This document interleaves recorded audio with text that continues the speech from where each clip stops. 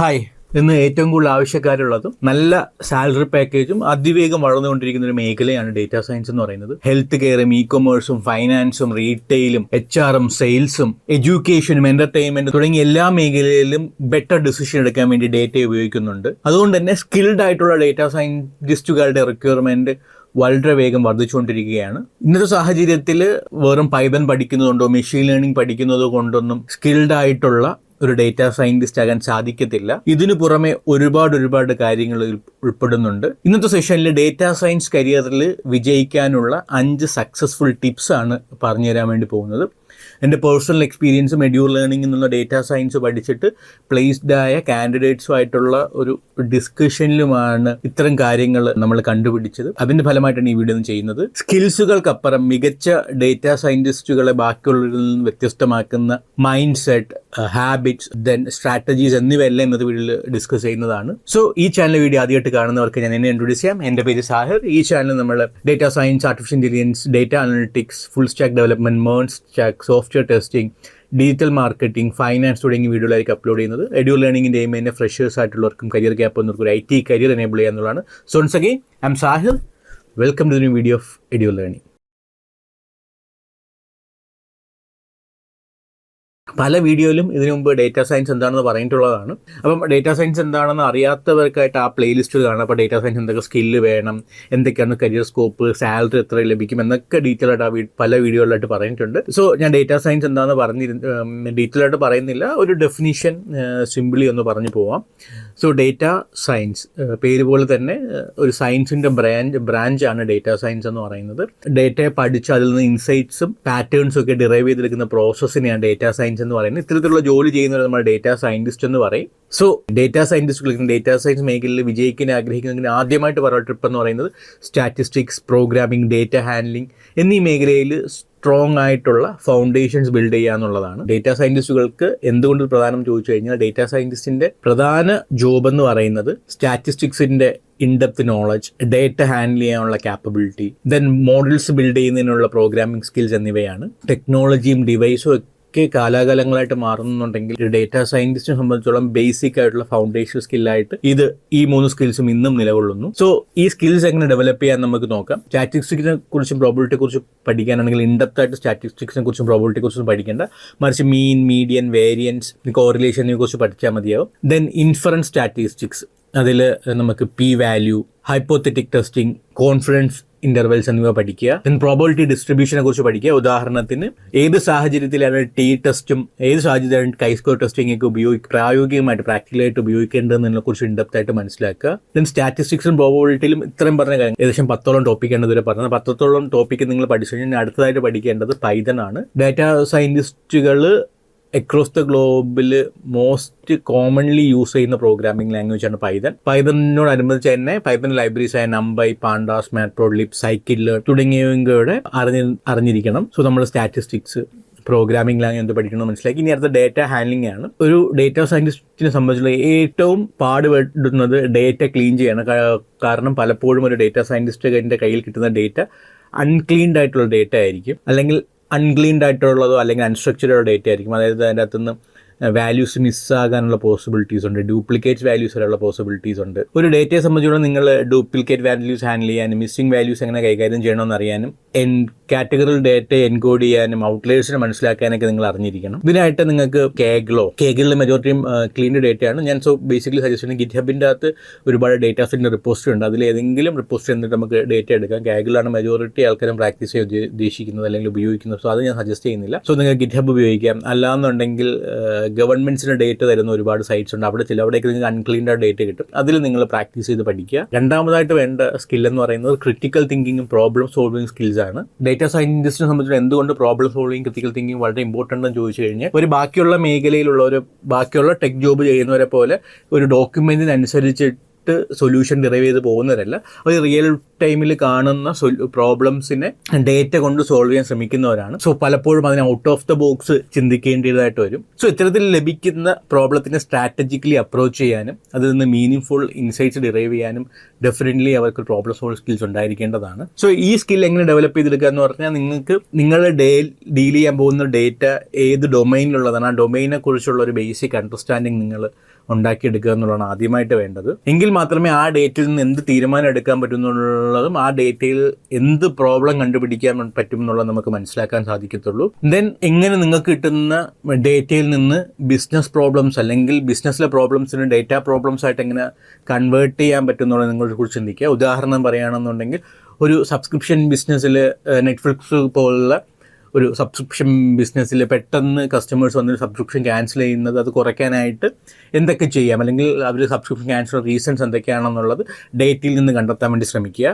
Then different ഡൊമൈനിലെ case studies വെച്ച് practice ചെയ്യാൻ വേണ്ടി ശ്രമിക്കുക. ഇപ്പം ഡേറ്റ ക്യാമ്പ്, മെക്കൻസി തുടങ്ങിയ പ്ലാറ്റ്ഫോമിൽ ചെന്നിട്ട് നിങ്ങൾക്ക് റിയൽ ടൈം ആയിട്ടുള്ള കേസ് സ്റ്റഡീസ് പ്രാക്ടീസ് ചെയ്യാൻ പറ്റുന്നതാണ്. സോ അത് നിങ്ങൾ ശ്രമിക്കുക.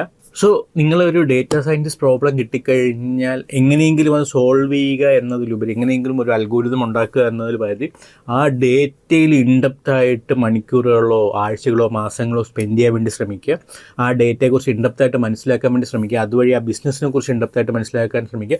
ഇപ്പോഴത്തെ സാഹചര്യത്തിൽ ChatGPT പോലത്തെ ടൂൾസ് ഉള്ളപ്പോൾ നമുക്ക് ഇത്തരത്തിലുള്ള കാര്യങ്ങൾ എളുപ്പത്തിൽ ചെയ്യാൻ കഴിയും. സോ അതിനുവേണ്ടി നിങ്ങൾ കുറച്ച് സമയം അധികം കണ്ടെത്തുക. എന്നിട്ട് അവസാനത്തെ സ്റ്റേജിൽ മാത്രം ആ ഡേറ്റയിൽ നിന്ന് നിങ്ങൾക്ക് കണ്ടെത്താൻ പറ്റുന്ന എല്ലാ കാര്യങ്ങളും കണ്ടെത്തിയെന്ന് നിങ്ങൾക്ക് സീനിയേഴ്സിനോട് ചോദിച്ചത് മനസ്സിലാക്കിയിട്ട് മാത്രം സോൾവ് ചെയ്യാൻ വേണ്ടി പോവുക. മൂന്നാമത്തേന്ന് പറഞ്ഞു കഴിഞ്ഞാൽ പലരും ഡേറ്റ സയൻസ് പഠിച്ചിട്ട് എന്തെങ്കിലും പ്രൊജക്റ്റ് ചെയ്തിട്ട് അതുകൊണ്ടെല്ലാം മയന്ന് ഇരിക്കുന്നവരാണ്. എൻ്റെ ഒരു പേഴ്സണൽ കോഴ്സ് ഡേറ്റ സയൻസ് പഠിച്ചു കഴിഞ്ഞാൽ നിങ്ങൾ ഇൻറ്റേൺഷിപ്സിന് ഈവൻ പേയ്മെൻറ്റ് ഇല്ലെന്നെങ്കിൽ ഇൻറ്റേൺഷിപ്സിന് വേണ്ടി ട്രൈ ചെയ്യുക. സോ അങ്ങനെയെങ്കിൽ മാത്രമേ നിങ്ങൾക്ക് റിയൽ ടേം പ്രൊജക്ട്സിൽ വർക്ക് ചെയ്യാൻ പറ്റത്തുള്ളൂ. സോ ടിപ്പ് നമ്പർ 3 എന്ന് പറയുന്നത്, നിങ്ങൾ ഡേറ്റ സയൻസ് പഠിച്ചു കഴിഞ്ഞ് കഴിഞ്ഞാൽ റിയൽ ടൈം പ്രൊജക്ട്സ് ചെയ്യാൻ വേണ്ടിയിട്ടുള്ള അവസരങ്ങളെക്കുറിച്ച് തരും. ഹാക്കത്തോൺസ് കാണും, ഇൻറ്റേൺഷിപ്സ് അവൈലബിൾ ആയിരിക്കും, അതിനെക്കുറിച്ച് മനസ്സിലാക്കുക. ഈവൻ കാഗിളിൻ്റെ അകത്ത് ഒരുപാട് കോമ്പറ്റീഷൻസ് അവൈലബിൾ ആണ്, അത് സോൾവ് ചെയ്യാൻ വേണ്ടി നിങ്ങൾ ശ്രമിക്കുക. കാരണം ഇന്നത്തെ സാഹചര്യത്തിൽ റിയൽ ടൈം പ്രൊജക്ട്സ് ഉള്ള എക്സ്പോഷർ മാത്രമേ നിങ്ങളത് ബെറ്റർ ഡേറ്റ സയൻറ്റിസ്റ്റ് ആകത്തുള്ളൂ. അല്ലെങ്കിൽ നിങ്ങൾക്ക് എത്ര സർട്ടിഫിക്കേഷൻസ് ഉണ്ടെന്ന് പറഞ്ഞാൽ, നിങ്ങൾക്ക് എന്തൊക്കെ സർട്ടിഫിക്കേഷൻ എടുത്തെന്ന് പറഞ്ഞിട്ട് കാര്യമില്ല.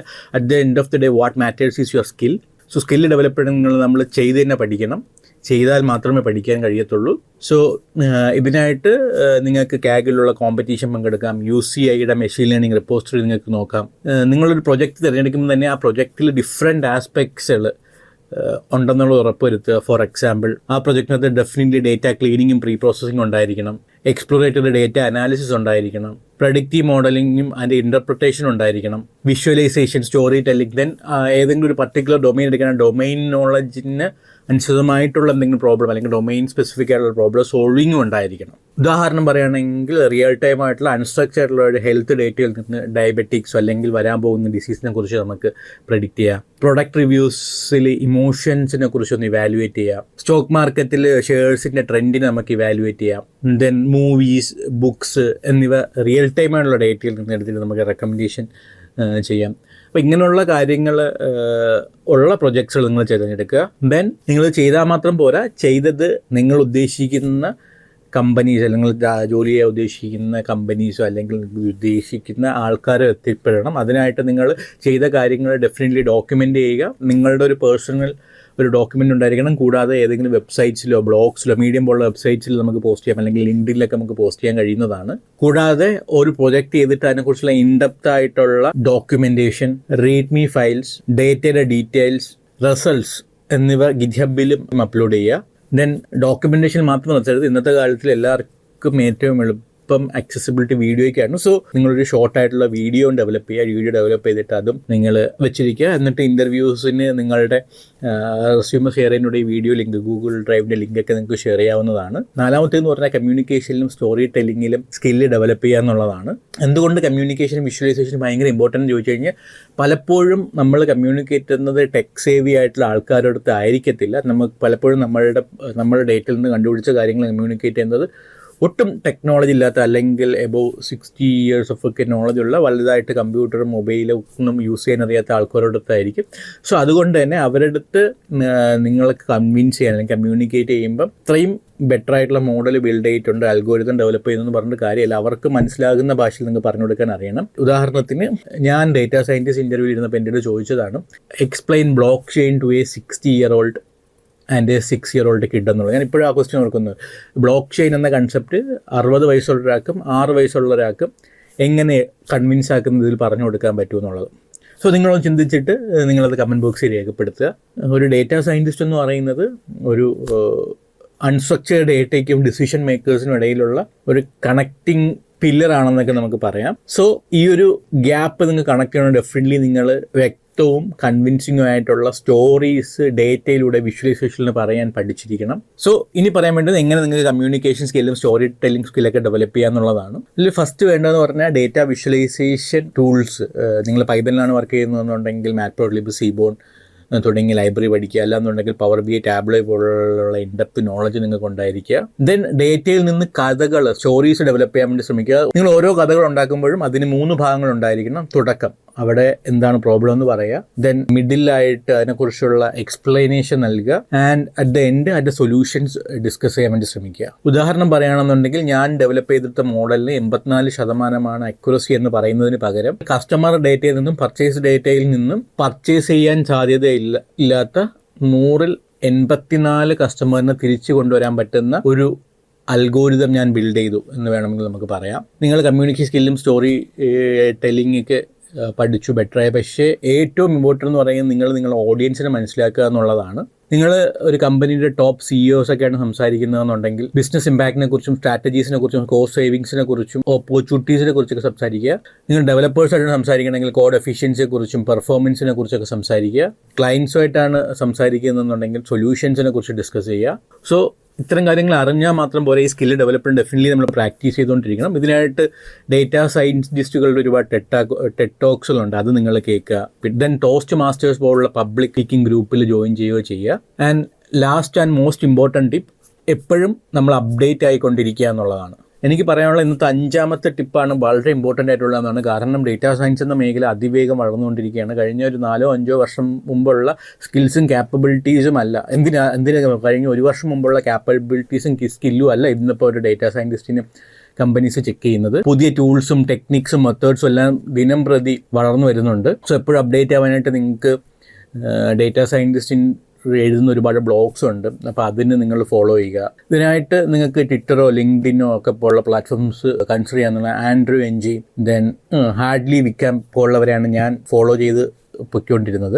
ഡിസ്കോഡിലും ഗിറ്റ്ഹബിലും സ്റ്റാക്ക് ഓവർഫ്ലോയിലും റെഡിറ്റിലും ഒക്കെ ഉള്ള ഡേറ്റാ സയൻസ് കമ്മ്യൂണിറ്റീസിൻ്റെ ഭാഗമാവുക. ദെൻ ഗൂഗിൾ സ്കോളർ പോലുള്ള നിങ്ങൾ റിസർച്ചുകൾ പബ്ലിഷ് ചെയ്യുക, എപ്പോഴും റിസർച്ചുകളിൽ വർക്ക് ചെയ്തുകൊണ്ടിരിക്കുക. Then PyData, data hack summit, open data science conference എന്ന ഒരുപാട് വെബിനാർസ് കണ്ടക്ട് ചെയ്തിട്ടുണ്ട്. വെബിനാർസിൻ്റെ ഭാഗമാവുക. സോ നമ്മൾ ഇന്നത്തെ വീഡിയോയിൽ 5 ടിപ്സുകളാണ് പറഞ്ഞത്. ഒരു ഡേറ്റാ സയൻറ്റിസ്റ്റ് എന്ന മേഖലയിൽ വിജയിക്കുന്ന 5 ടിപ്സുകളെ കുറിച്ചാണ് പറഞ്ഞത്. ഇത് ഫ്രഷേഴ്സ് ആയിട്ടുള്ളവർക്കും എക്സ്പീരിയൻസ് ആയിട്ടുള്ള കാൻഡിഡേറ്റ്സിനും നോക്കാവുന്നതാണ്. ഇനി പറയാൻ പോകുന്ന കുറച്ച് ബോർഡ്നെസ് ടിപ്പുകളാണ്. നിങ്ങൾ പഠിച്ച സ്കില്ല് ഉപയോഗിച്ചിട്ട് നിങ്ങളുടെ റെസ്യൂമ് മിനിമം 3 മാസത്തിലൊരിക്കലെങ്കിലും റെസ്യൂമിൽ ലിങ്ക്ഡിനും കൺസിസ്റ്റൻ്റ് അപ്ഡേറ്റ് ചെയ്തുകൊണ്ടിരിക്കുക. നിങ്ങൾ എപ്പോഴും പേഴ്സണലി ഇൻട്രോസ്പെക്ട് ചെയ്യുക. നിങ്ങളുടെ കഴിഞ്ഞ 3 മാസത്തെ അച്ചീവ്മെൻറ്റ്സിനെ കുറിച്ച് നോക്കുക. നിങ്ങളുടെ ജോബ് റോൾസ് ലഭിക്കാൻ നിങ്ങൾ ആഗ്രഹിക്കുന്ന തരത്തിലുള്ള ജോബ് റോൾസ് ലഭിക്കുന്ന തരത്തിലുള്ള കീവേഡ്സ് മാത്രം നോക്കുക. SQL ക്വറീസും കേസ് സ്റ്റഡീസും മോഡൽ ഇവാലുവേഷൻ ക്വസ്റ്റ്യൻസും ബിഹേവിയറൽ ക്വസ്റ്റ്യൻസിലൊക്കെ എപ്പോഴും പറ്റുമെങ്കിൽ ആഴ്ചയിലോ ഡെയിലിയോ ഒക്കെ പ്രിപ്പയർ ചെയ്തുകൊണ്ടിരിക്കുക. ഡേറ്റാ സയൻറ്റിസ്റ്റ് തന്നെ ഒരുപാട് സബ് ടോപ്പിക്കിൽ നമുക്ക് സ്പെഷ്യലൈസേഷൻ നേടാൻ പറ്റും. നിങ്ങൾ മെഷീൻ ലേണിംഗിലാണോ, അല്ലെങ്കിൽ നാച്ചുറൽ ലാംഗ്വേജ് പ്രോസസ്സിങ്ങിലാണോ, അല്ലെങ്കിൽ ഡീപ്പ് ലേണിംഗിലാണോ നിങ്ങൾ സ്പെഷ്യലൈസേഷൻ നേടാൻ ആഗ്രഹിക്കുന്നത്. ഐ ഹാവ് എ ഫ്രണ്ട്, പുള്ളിക്കാരൻ റിഗ്രഷൻ അൽഗോരിതത്തിൽ മാത്രം സ്പെഷ്യലൈസേഷൻ നേടിയ ഒരു ഫ്രണ്ടുണ്ട്. പുള്ളിക്കാരൻ ലാസ്റ്റ് ഡോൺ സാലറി എനിക്ക് 40 lakhs ആൻഡ് എബോവ് എന്നാണ് തോന്നുന്നത്, ഒരു 3 year മുമ്പ് പറഞ്ഞപ്പോൾ. സോ അങ്ങനെ ഏതെങ്കിലും നിഷ് സെഗ്മെൻറ്റ് എടുത്തിൽ അതിൽ നിങ്ങൾ സ്പെഷ്യലൈസേഷൻ നേടാൻ വേണ്ടി ശ്രമിക്കുക.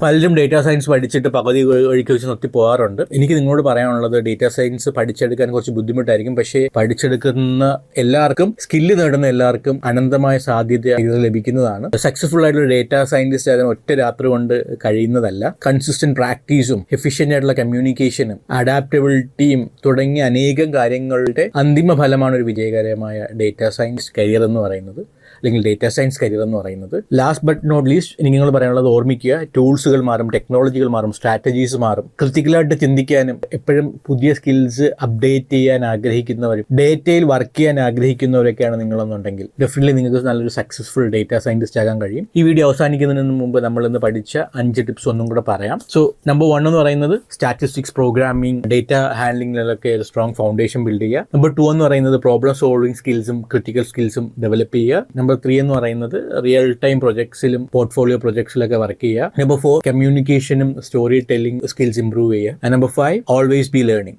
സോ ഈ വീഡിയോ വളരെ ഹെൽപ്ഫുൾ ആയെന്ന് വിശ്വസിക്കുന്നു. ഇതേപോലത്തെ വീഡിയോയ്ക്ക് ചാനൽ സബ്സ്ക്രൈബ് ചെയ്യുക. Thank U.